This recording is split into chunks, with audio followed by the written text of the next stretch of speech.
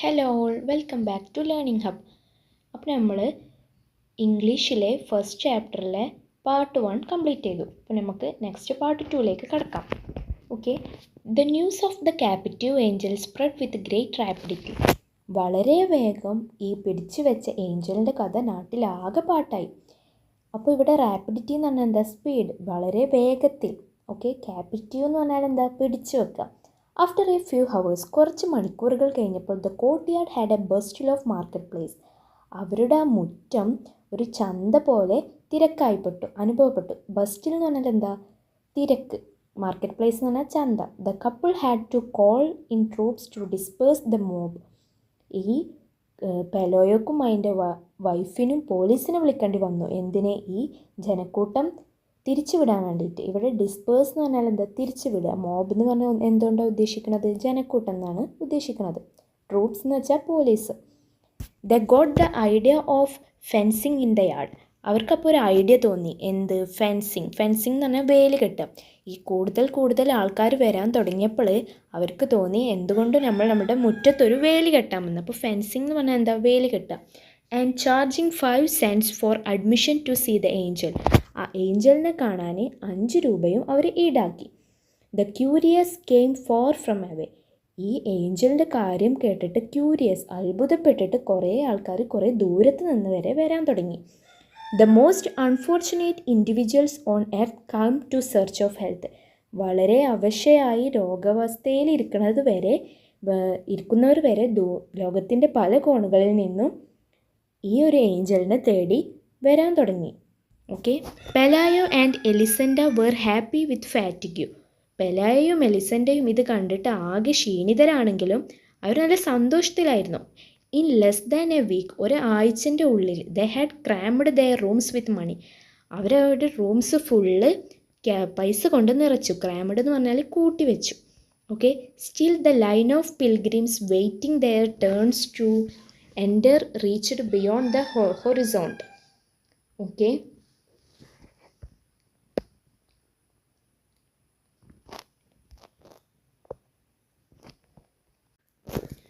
അവിടുത്തെ ആൾക്കാരൊക്കെ അവരുടെ ഊഴത്തിന് വേണ്ടിയിട്ട് ആ കോർട്ട്യാർഡിൽ കാത്തു നിൽക്കുകയായിരുന്നു. The angel was the only one who took no part in his own act. ഇവിടെ ഒരു പണിയും ഇല്ലാത്തത് ആർക്കായിരുന്നു? ഏഞ്ചലിനായിരുന്നു. കാരണം എന്താ? എല്ലാവരും ഏഞ്ചലിനെ കാണാൻ വേണ്ടിയാണ് വരുന്നത്. പക്ഷേ ഏഞ്ചൽ ഇതിനൊന്നിലും ഒരു ഇതുണ്ടായിട്ടില്ല. Okay, he spend his time trying to get comfortable in the borrowed nest. അവരെ കൊണ്ടുപോയിട്ട് ആ കോഴിക്കൂട്ടിൽ എങ്ങനെ സുഖമായി ഇരിക്കാം എന്നായിരുന്നു അവൻ നോക്കിയിരുന്നത്. അറ്റ് ഫസ്റ്റ്, ആദ്യമൊക്കെ they try to make him eat some moth balls. ആദ്യമൊക്കെ അവർ പുറത്ത് കാണാൻ വന്നിരുന്ന ആൾക്കാർ ഈ ഏഞ്ചലിനെ കൊണ്ട് മോത്ത് ബോൾസ് കഴിക്കാൻ ശ്രമിപ്പിച്ചു. മോത്ത് ബോൾസ് എന്ന് പറഞ്ഞാൽ എന്താണെന്ന് വെച്ചാൽ പാറ്റഗുളിക കഴിക്കാൻ അവർ നിർബന്ധിച്ചു. But he had nothing but elephant mush. അവൻ ബ്രിഞ്ചാളല്ലാത്ത ഒന്നും തിന്നിരുന്നില്ല. His only supernatural virtue seemed to be his patience. അവൻ്റെ ആകെ ഒരു സൂപ്പർ നാച്ചുറൽ പവർ എന്തായിട്ടാണ് അവർക്ക് തോന്നിയത്? പേഷ്യൻസ് എന്ന് പറഞ്ഞാൽ ക്ഷമ. He was quite patient when the hands pecked at him. അവൻ നല്ല ക്ഷമിച്ചിരുന്നു എപ്പോൾ കോഴികൾ അവനെ കൊത്തിയപ്പോഴും. Searching for the parasite in his wings. അവൻ്റെ ആ ചിറകിലുള്ള പാരസൈറ്റ്സ് എന്ന് പറഞ്ഞാൽ ജന്തു, ഓരോരോ ഇഴജന്തുക്കൾ, ചെറിയ പാറ്റകളൊക്കെ ഉണ്ടാവില്ലേ, അതിനൊക്കെ കോഴികൾ തെരഞ്ഞപ്പോഴും അവനെ കൊത്തിയപ്പോഴും ഒക്കെ ഈ ഓൾഡ് മാൻ നല്ല ക്ഷമയായിട്ടിരുന്നു. He was patient against which the cripples pulled out the feathers to touch their limbs with. ആ പുറത്ത് നിൽക്കുന്ന ആൾക്കാരെ അവൻ്റെ വിങ്സ് പിടിച്ച് വലിച്ചിട്ട് അവൻ്റെ ശരീരത്തിൽ തൊടാനും അവൻ്റെ ഫെതേഴ്സിൽ തൊടാൻ നിന്നപ്പോഴൊക്കെ അവന് നല്ല ക്ഷമയായിട്ടിരുന്നു. He remained patient when even the most merciful threw stones at him. അവൻ്റെ മേത്തേക്ക് കല്ലെറിഞ്ഞ് അവനെ ഉപദ്രവിച്ചിട്ടും അവനെ എന്താക്കി? നല്ല ക്ഷമിച്ചിരുന്നു. After all they were only trying to get him to rise so that they could see him standing. ഇവരിതൊക്കെ എന്തിനാ ചെയ്യണത്? ഇത്ര ഉപദ്രവിച്ചതൊക്കെ എന്തിനാ? അവനെ ഒന്ന് എണീറ്റ് നിന്ന് കാണാൻ വേണ്ടിയിട്ടാണ് ഈ മനുഷ്യന്മാർ കല്ലെറിഞ്ഞതും ദ്രോഹിച്ചതും അവനെ പിടിച്ച് വലിച്ചതൊക്കെ എന്തിനാ? അവനെ എണീറ്റ് നിന്നത് കാണാൻ വേണ്ടിയിട്ട്. It is so happening that during those days there arrived the town of traveling show. ആ സമയത്താണ് അവരുടെ ആ നഗരത്തിൽ ഒരു ട്രാവലിംഗ് ഷോ നടന്നത്.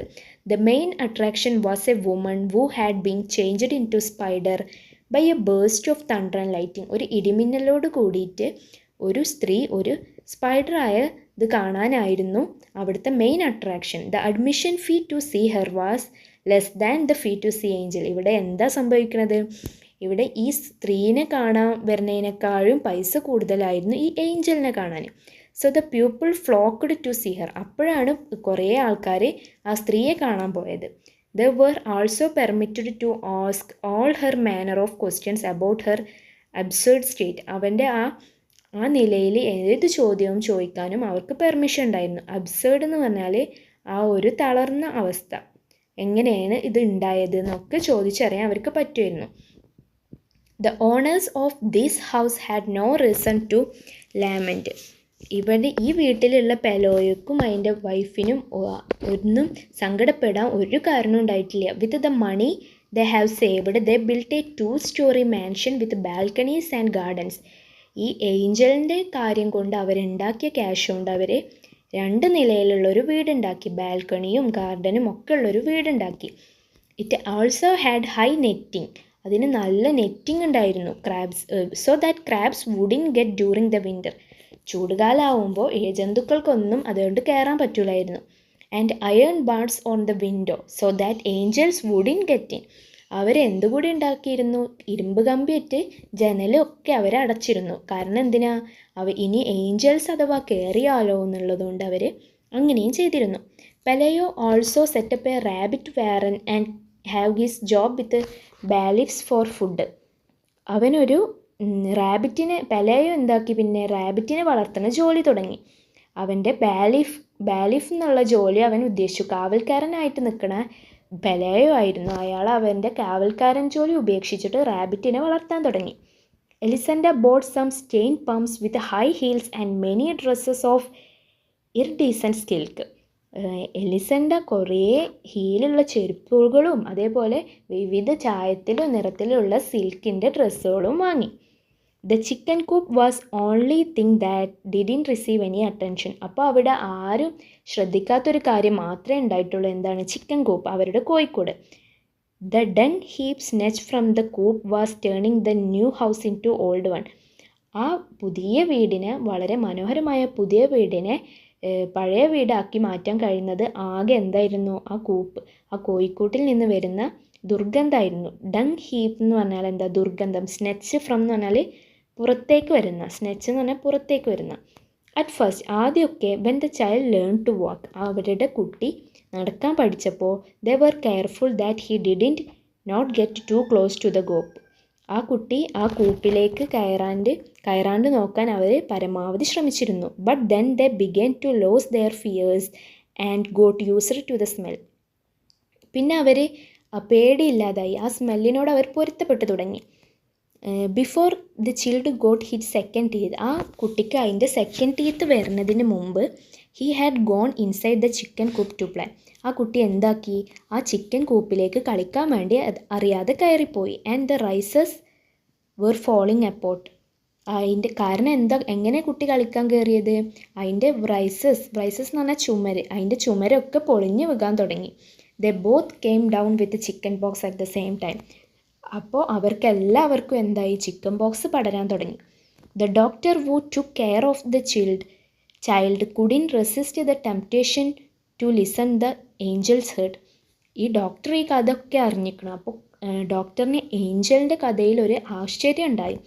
He found so much whistling in the heart and so many sound in the kidneys.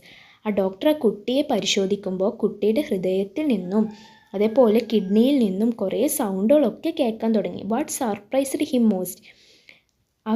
ഡോക്ടറിനെ എന്താ കൂടുതൽ സർപ്രൈസ് ചെയ്തത്? What was the logic of the wings. എന്താണ് ഈ ചിറകിൻ്റെ ഒക്കെ അർത്ഥം? അതാണ് ഡോക്ടറിനെ ആകെ സർപ്രൈസ് ആക്കിയത്. They seemed so natural on the completely human organism. ഒരു മനുഷ്യൻ്റെ അതേപോലത്തെ ഒരു ഓർഗാനിസം അല്ലേ ആ ഒരു ഏഞ്ചലിനുള്ളത്? അതൊക്കെ സെയിം നാച്ചുറലായി തോന്നി. രണ്ടും ഒരുപോലെ ഡോക്ടർക്ക് തോന്നി. He couldn't understand why other people didn't have them too. പിന്നെ ഡോക്ടർ ആലോചിച്ചു എന്തുകൊണ്ട് ബാക്കിയുള്ള മനുഷ്യർക്കും ഇതില്ല, ഈ വിങ്സ് ഇല്ല എന്നും ഡോക്ടർ ആലോചിച്ചു. When the child began to school, ആ കുട്ടി സ്കൂളിൽ പോകാൻ തുടങ്ങിയപ്പോൾ the sun and rain has caused the collapse of the chicken coop. ഈ മഴയും വെയിലും ഒക്കെ കൂടി ആ ചിക്കൻ കൂപ്പ്, ആ കോഴിക്കൂട് പൊളിഞ്ഞു വീണു. The angel went dragging himself about here and like a stray dying man. ഒരു അവശയായ ഒരു മനുഷ്യനെ പോലെ ഏഞ്ചൽ ആ കൂടിൻ്റെ ഉള്ളിൽ നിന്ന് അപ്പോൾ ഒറ്റയ്ക്ക് പുറത്തേക്ക് വന്നു. He seemed to be in so many places at the same time. ഒരേ സമയം കുറേ സ്ഥലത്ത് അവൻ പ്രത്യക്ഷപ്പെടുന്ന പോലെ തോന്നി. Okay, he could scarcely eat. Scarcely eat എന്ന് പറഞ്ഞാൽ എന്താണ്? അവന് തിന്നാൻ ഒട്ടും താല്പര്യം കാണിച്ചില്ല, കുറച്ചേ തിന്നു. And his eyes had also become so foggy. പിന്നെ അവൻ്റെ കണ്ണുകളാകെ മഞ്ഞ് മൂടിക്കെട്ടിയ പോലെ, അതായത് മഞ്ഞ് പോലെ തോന്നി. And he went about bumping into post. അവൻ തട്ടി തടഞ്ഞ പോലെ ആയിരുന്നു നടന്നിരുന്നതും നീങ്ങിയിരുന്നതും ഒക്കെ. Pelayo throw a blanket over him and let him sleep in the shed. Pelayo അപ്പോൾ എന്തു ചെയ്തു? അവനക്കൊരു ബ്ലാങ്കറ്റ് എറിഞ്ഞു കൊടുത്തു, അതായത് ഒരു തുണി എറിഞ്ഞു കൊടുത്തു. അപ്പോൾ അവനക്ക് നല്ല സുഖമായിട്ട് ഷെഡിൽ കിടന്നുറങ്ങാം. Only then did they notice that he had a temperature at night. അപ്പോഴാണ് അവർക്ക് മനസ്സിലായത് അവന് രാത്രി ആകുമ്പോൾ നല്ല ടെമ്പറേച്ചർ, അതായത് പനി പോലെ ഉണ്ടെന്ന്. They became alarmed for they thought he was going to die. അപ്പോൾ അവർ ഒന്ന് കരുതിയിരുന്നു. കാരണം എന്താ, ഈ മനുഷ്യൻ, ഈ ഏഞ്ചൽ മരിക്കാൻ പോവുകയാണെന്ന് വിചാരിച്ചിട്ട് അവരൊന്ന് കരുതിയിരുന്നു. And yet he not only survived his worst winter but seemed to improve with first sunny days. അപ്പോൾ അവർക്ക് മനസ്സിലായി, അവർ ആ ഏഞ്ചൽ അയാളെ മോശം അവസ്ഥയായ ചൂടുകാലത്ത് കൂടി കുറേ അനുഭവിച്ച് കടന്നുപോയി. പിന്നെ ആദ്യത്തെ റെയിനി ഡേയ്സിലൊക്കെ അവൻ കുറച്ച് ഇംപ്രൂവ് ആയി വന്നു. He remained motionless for several days and farthest corner of the courtyard. കുറേ ദിവസം അവൻ അനങ്ങാതെ ആ ഒരു മുറ്റത്തിൻ്റെ ഒരു മൂലയിൽ ഇരുന്നു. അറ്റ് ദ ബിഗിനിങ് ഓഫ് ഡിസംബറിൻ്റെ തുടക്കത്തിൽ സം ലാർജ് സ്റ്റിഫ് ഫെതേഴ്സ്, വലിയ വലിയ ഫെതേഴ്സ്, ലാർജായിട്ടുള്ള feathers begin to grow his wings. അവൻ്റെ ചിറകിൽ പുതിയ പുതിയ വലിയ തൂവലുകൾ ഉണ്ടാവാൻ തുടങ്ങി. They look like the feathers of a scarecrow. ഈ കാക്കനൊക്കെ പേടിപ്പിക്കാൻ വേണ്ടിയിട്ട് കോലം കുത്തൂലേ നമ്മൾ പാടത്ത്, അതിന് നമ്മൾ ഉണ്ടാക്കി കൊടുക്കണ ഫെതേഴ്സ് പോലെയാണ് അവർക്ക് തോന്നിയത്. പിന്നെ one morning Elisenda was cutting some branches of onion for lunch. Elisenda ഒരു ദിവസം മോർണിംഗിന് ലഞ്ചിന് വേണ്ടിയിട്ട് കുറേ ഒനിയൻസ് കട്ട് ചെയ്യായിരുന്നു. Then she went to the window and found that the angel in his first attempt to flight. അപ്പോൾ അപ്രതീക്ഷിതമായിട്ട് എലിസൻഡ ആ ജനലിൻ്റെ അവിടെ പോയി നിന്നപ്പോൾ അവൾ കണ്ടു ഏഞ്ചൽ പറക്കാൻ വേണ്ടി ശ്രമിക്കണത്. അറ്റംപ്റ്റ്സ് എന്ന് പറഞ്ഞാൽ ശ്രമിക്കുക. There was slow clumsy that he was. Those were so clumsy that he was on the point of knocking the shed down as he couldn't get a grip on the air. അവൻ ആ shed തകർത്തുകൊണ്ട് ആകാശത്തേക്ക് എങ്ങനെയെങ്കിലും ഉയർന്ന് പറക്കാനായിരുന്നു ശ്രമിച്ചുകൊണ്ടിരുന്നത്. But then he did manage to gain attitude. പക്ഷെ കുറേ കഴിഞ്ഞപ്പോൾ അവൻ ആകാശത്തേക്ക് പറക്കാൻ തുടങ്ങി, മാനേജ് ചെയ്തിട്ട് പറക്കാൻ തുടങ്ങി. അവൻ എങ്ങനെയൊക്കെയോ ശ്രമിച്ച് എഫേർട്ട് ചെയ്ത് പറക്കാൻ തുടങ്ങി. Elisenda let out a sight of relief for herself and for him when she watched him pass over the last houses. കുറേ കാലം അവരുടെ കൂടെ അവരുടെ വീട്ടിൽ ഉണ്ടായിട്ടില്ല. ലാസ്റ്റ് അത് പറക്കണത് കാണുമ്പോൾ എലിസൻഡ ഒരു ദീർഘശ്വാസം വിട്ടു, അവർക്ക് വേണ്ടിയിട്ടും ആ ഏഞ്ചലിന് വേണ്ടിയിട്ടും. He was holding himself up in some way with risky flapping of a senile vulture. ഒരു അസ്ഥി കൂടായ ഒരാൾ പറക്കണ പോലെ അവൻ കഷ്ടപ്പെട്ട് പറക്കണതായിട്ട് അവൾക്ക് ഫീൽ ചെയ്തു. ഹോൾഡിങ് ഹിംസെൽഫ്, അവനെ എങ്ങനെയൊക്കെ പിടിച്ച് വെച്ച് പറക്കണ പോലെ തോന്നി. സെനൈൽ വെൾച്ചർ എന്ന് പറഞ്ഞാൽ എന്താ? അസ്ഥികൂടമായിട്ടുള്ള ഒരവസ്ഥ. She kept watching him even when she was through cutting the onions. അവൾ ആ ഒനിയൻസ് കട്ട് ചെയ്തുകൊണ്ടിരിക്കുമ്പോഴും അവനെ നോക്കിക്കൊണ്ട് വാച്ച് ചെയ്തു. She kept on watching until it was no longer possible for her to see him. കുറേ നേരം അവനെ കാണാമറയത്ത് എത്തിയതിന് ശേഷവും അവൾ അവനെ നോക്കിക്കാണ്ട് നിന്നു. He was no longer annoyance in her life. അവൻ ഇനി അവളുടെ ജീവിതത്തിൽ ഒരിക്കലും ഒരു ശല്യമല്ല.